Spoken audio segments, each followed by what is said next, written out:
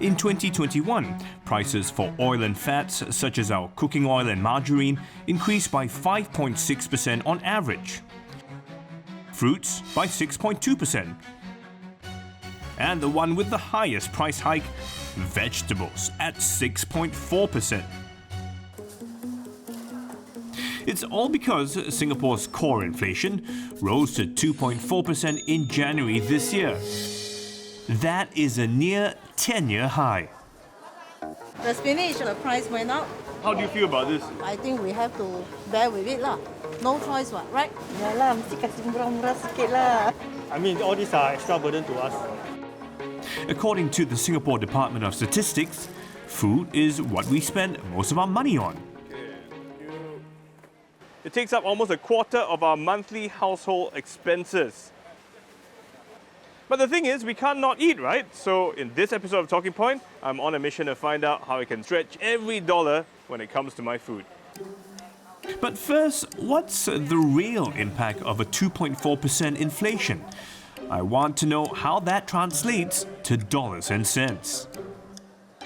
So a 2.4% increase in terms of inflation, what does that mean to me on a day-to-day basis? What vendors do is they will try to wait as long as they can, because when they raise prices, they lose customers. Then after a while, they realize, okay, I'm making a loss. I have to increase prices, and they're not going to bump it up by 2 cents. She'll just bump it up by 10 cents or 15 cents. What about dining out? Restaurants have realized, because they had a huge problem in terms of supply chain. Supplies of products were not coming in, and because of the lockdown, a lot of labor could not move around. Right. So the cost of labor has gone up. Right. So as a result, prices in restaurants, you will feel them going up higher than just buying groceries itself. We've actually faced inflation before. I mean, how is this any different? I think it's different because it's unusually higher. This inflation is harder to control, mainly because it's not just driven by Singapore. It's driven by the entire world's increase in money supply. Most countries were giving fiscal and monetary stimuluses to their people, and a lot of money chasing few goods just raises prices. It's a simple supply and demand issue. More money in the hands of people like you and me means an increase in demand for goods. Coupled with labor shortage and supply chain issues, food prices are expected to continue to rise. So it's more important than ever that we save money when it comes to our food, or figure out ways to get more food with the same amount of money. I'm issuing this as a challenge to 2 households. Hello! The first is a family of 3, Dad Muhammad Nizam, Mum Samia, and their daughter Nabila. They cook their meals about 4 times a week and order in delivery for the rest. The second, 26-year-old Nicole Tan, a food Instagrammer who is all about healthy eating. She prepares most of her meals, including the ones that go on her Instagram feed. Oh, wow, it's here. Okay. Come, let's go in. But about twice a week, she'd hunt for vegan cafes to eat at. For you, eating out is also a bit limited because the hawker centre doesn't really have suitable food. Yes, So correct. I won't say I have expensive taste, but it's more because like sometimes eating out this kind of food can be a bit more expensive. what made you decide to take part in this challenge? So the big motivating factor is I have a house coming. Definitely need to save up the money. When the past I buy things, I don't really careful about the price. But now I came to realize that the price are going up. I guess this is the time for me to actually save money for the family. He's the only one working. If let's say got extra money, just go to me, what? So yeah, why not, right? So yeah, I can enjoy more things. What about you? What made you interested to join this challenge? Because I'm opening a home-based business soon. Okay. So it will really affect me if everything is on a high price. If my cost is lower, I can make more profit. I got Nicole and Nizam's family to calculate their weekly food expenses. Groceries, I get it from an online organic shop. So it's about 70. 70 plus my dried food per week is about 20. The final tally for Nicole, 150 Singapore dollars a week on food. 150 times 4 weeks, that's Yeah. $600 a month. a bit on the high side. I think it's probably because I buy a lot of organic food. So 120 for the groceries. Apart from that, on the weekend, we used to eat outside. For Nizam's family, their weekly food expenses came up to about 300 Singapore dollars. We spend a lot more on drinks. She drink this milk tea. It's like 3 bottles per day. 3 bottles of that every day.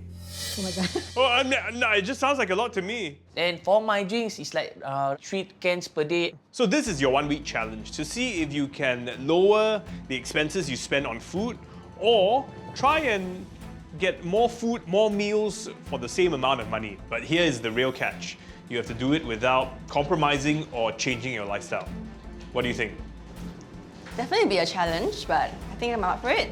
Okay, so are you guys feeling excited about this challenge? I'm a little bit excited. Nervous? Okay, I will take the challenge. No? Yeah, I'll Yeah. try my best. At the end of the week, I'll find out who manages to come up with creative ways to stretch their dollar. Oh my God. Whoa, is it nice? And if it is sustainable in the long run. So overall, I won't say it's too much of a success.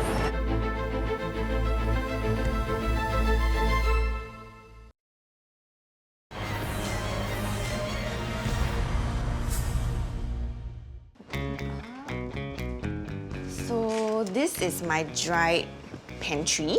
I have cashew butter and almond butter as well. I think every 1.5 weeks, I have to get a new one. I've issued 2 households a 1-week challenge. They have to stretch their dollar when it comes to spending on food. And it is day 2. Healthy food Instagrammer Nicole Tan and 38-year-old Nizam and his wife Sam are doing a stock check on their food supply. I throw a lot of his tidbits. You eat little only, but the rest you don't eat. You just keep. In the end, I see the expired is really expired, Papa. Please stop buying that. I have a broccoli that is almost gonna spoil. I can make it into the vegetable bowl because it will all be blended up. Everything that I buy, they're all fresh, so there are no preservatives, so they tend to spoil faster. Oh, it must be you. Never throw it away. Oh, I think it smells stinks. Need to be thrown away as well. One way to reduce the amount they spend on food is to stop wasting it. So Nizam and Sam are drawing up a grocery list ahead of their supermarket trip. 3 kilo. Coconut milk? Okay. That one maybe I need about 6 boxes. A list is one way to avoid overspending and impulse buying. But consumer behavioral expert Ada Wong is telling me she has more tips. Oh, hey guys. Hi, Steve. So when you go into the entrance, don't pay attention to the big sale, logo, and buy in bulk. Forget about that, and don't even go to the aisle that Don't go have to the aisle? items. Don't have the items that you need. Oh, don't go to the aisle which doesn't have the items you need. Yeah. Usually when you see sale, intend, to buy things and maybe buy in bulk. Doesn't the sale mean that the item is cheaper? Yes, but do pay attention to the expiry date. Ah, okay. The sale is like, whoa, it's just like $1 plus. It's like so tempting wanted to buy, end up you never use, Yeah, I think better treat it like a mission. Ah, okay. Don't treat it like a leisure activity, otherwise you'll spend more than you want. There is something that you can do before entering into the supermarket actually. Are you hungry? Yes, I am. Oh, in this case, I would suggest you to go and eat first. Okay. Because there is a study saying that if a hungry shopper go in the shop, they will spend 60% more. Oh, seriously? Yeah. That actually is a study saying that if the person is listening to faster music, then they are going to spend less time on browsing around. Have the fast beat music, you kind of do things faster. And in the self-checkout service, it can reduce 32% of impulse purchase because of the fear of using the new tech, the self-consciousness. Because when you scan the item by yourself, you kind of check it against your grocery list again. Yeah, I guess at the self-checkout, my hands are busy doing things, whereas with the cashier, I can look around and go, ooh, chocolate bar, and take one. Oh my god, look at all the veggies. Oh my god. Wow. Instead of hitting her usual organic supermarkets, health-conscious Nicole is heading to a wet market in search for cheaper alternatives. It's really hard to find organic veggies in wet market. So this is what I have so far. Okay, so I'm done at the market. The downside is that when I was paying up, the uncle actually told me that they're actually not all organic because of supply shortage. I still bought a few because like we came all the way here and they still look pretty fresh and you know they're affordable, but I don't think I will come back. Organic food is really important to me. Since the wet market trip wasn't that fruitful for Nicole, I'm about to have lunch with my friend. she's going to see if she can work on reducing her dining out expenses. Instead of ordering their own portions, they shared a main and side dish, saving them a total of 10 Singapore dollars. The soup was enough for two of us. Yeah, you can eat with rice also. My family and I are ordering food in more often these days. Thanks. But there are days when we feel like eating out perhaps at a nice restaurant. Ooh, nice. Thank you. But it does seem harder to stretch that dollar further when eating out as compared to cooking at home. At least, that's what I think. I'm about to be proven wrong by a champion in value deals. And I mean that quite literally. You will definitely save money. Tan Boon Han researches and writes budgeting tips for the personal finance blog at Value Champion. Okay, so we have went to take a look at all of the fast food items that are being sold in Singapore, right? And we found out that on average, beef burgers, they tend to come out on the pricier side at $7.50 for a la carte. Okay. While for chicken, it's around $6.20. Yeah. And for fish, seafood is around $5.50. What if I go to a fried chicken outlet? Is it cheaper there? What we found is that their burgers tend to be more cost-effective compared to Really? burger joints. So if I go to a chicken outlet and I eat a typical chicken burger, it should actually be cheaper than at a hamburger joint. Average, on average. Let's move over to hawker food. You can make use of delivery apps. Let's say you are working in the office and you want to get lunch for yourself from this really popular store out there. So instead of going out and queuing up, right, you can order through your app and see if they have any promotions going on for self-pickup.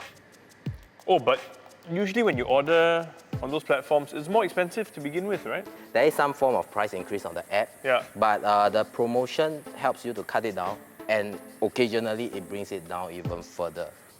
But let's say I want to go and have a nice meal out for dinner, so I go into a restaurant. How will you save money? Yeah. Right? There are now restaurant reservation apps where they give you offers if you dine during off-peak hours. So sometimes it can add up to substantial savings. I've seen it go up as high as 15 to 20% off. Wow.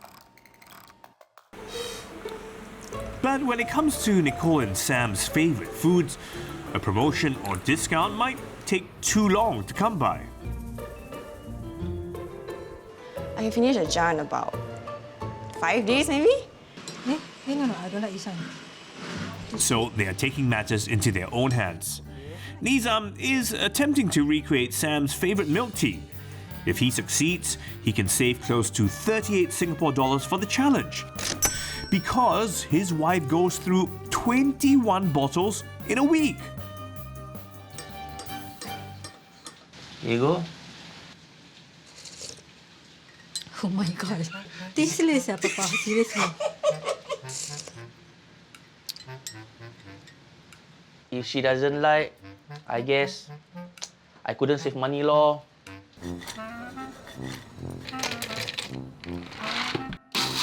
Nicole is making better progress with her homemade nut butter. The roasted flavour is really good. I'm actually quite surprised that it worked out. But yeah, it's very close to the one that I normally get. Making her own cashew nut butter allows her to save about 4 Singapore dollars or 20% per bottle. But there is a type of food I'm not sure if I can replicate at home. Luxury food. Can I still enjoy them amidst rising inflation? You can also make a lot more complex dishes that make it seem like you're in a restaurant, but we're going to make it really cheap.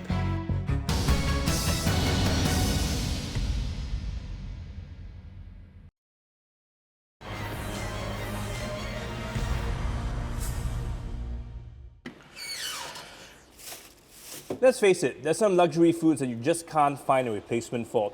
And with inflation hitting a near 10-year high, I hate to think that we would have to give it up.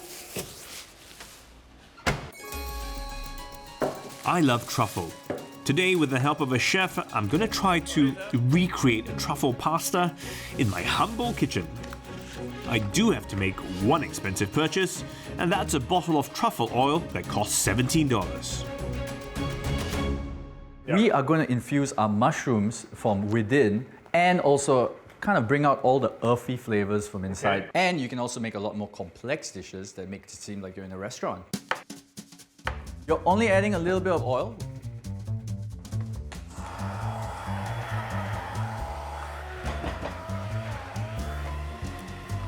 All right.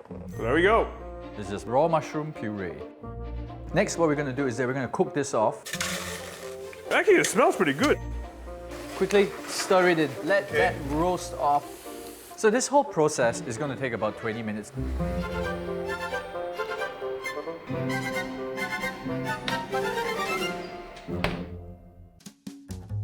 Okay. Now that it's cool, we're going to add about 2 tablespoons of truffle oil to this. Now, gently stir it in and let those mushrooms infuse with the truffle oil. And voila, you have a Z truffle paste. Zit.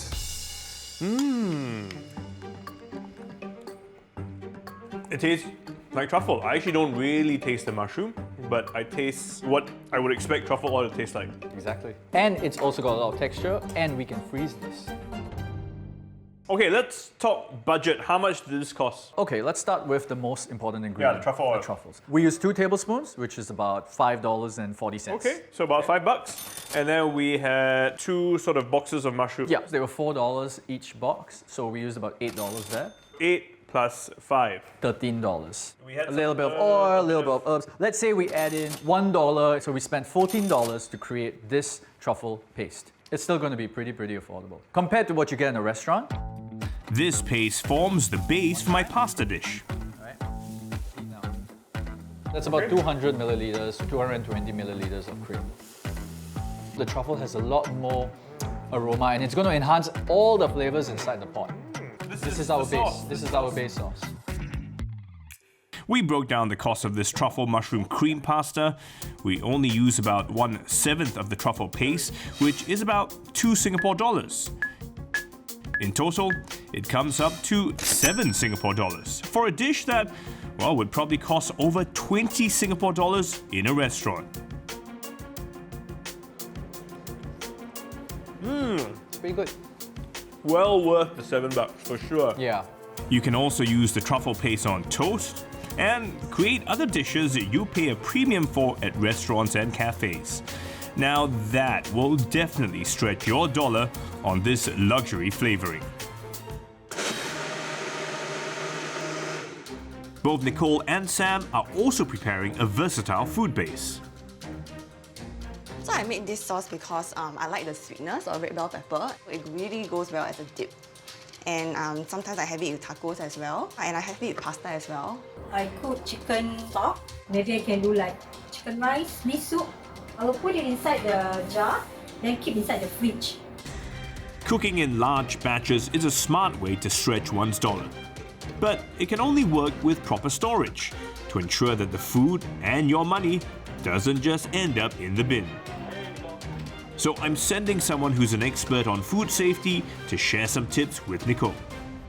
So I have a bell pepper sauce that I made. And I'm not sure, should it be stored right there? But you can't consume all in one go. So I'll probably recommend that you freeze some in the freezer so that they can last for much longer. Should I just freeze it like this? Well, not in a glass container. Do you have something like an ice mold or something like that? Okay, yeah. Yeah, in smaller batches so that each time you can just take out what you need.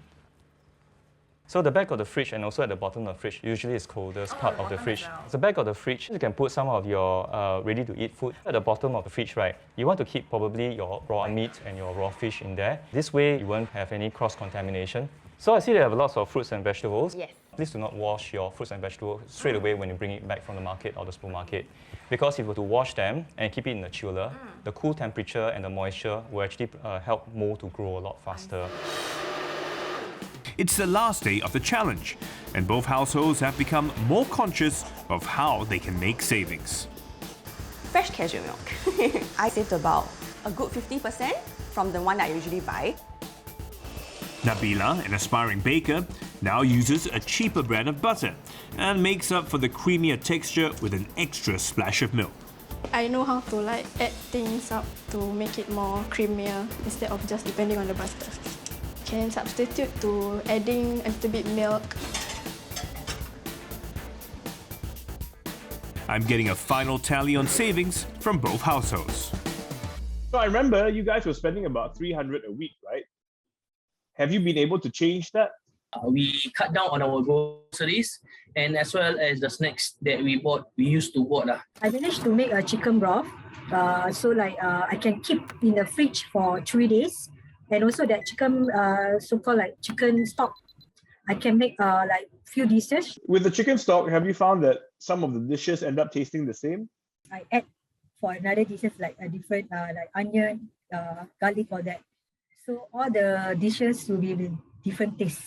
So in a way, you stretch it over many different meals, right? Yes, correct. So that's how we save it. So for this past week, what do you think was the most challenging bit for you? I think the biggest challenge was definitely overcoming the sort of fear of not eating organic food. I'm actually willing to compromise on that because I can save money. The only thing I have to do is wash the veggies more thoroughly, and that's not so hard to do. So overall, how much money do you think you have saved this past week? When I do a quick math, it's about $50. It's like 1/3 of the usual $150. That's $50 a week. It's $200 in a month. Think of what you can do. 1 year, that's a lot of money saved. So I'm quite proud of myself for that. Accumulate everything will be 110 we save. Good job. That's quite a lot. So the money I can use for some other occasion is a good thing for me to save for the family, I guess. So it takes a bit of effort to stretch your dollar when it comes to food. And every little bit does add up, especially with inflation hitting a 10-year high. So here's my tip. I'm adding homemade plain rice to store-bought fried rice. Now the fried rice is already so tasty, so it will still taste just as good, but this time, instead of feeding one person, it will now feed 2.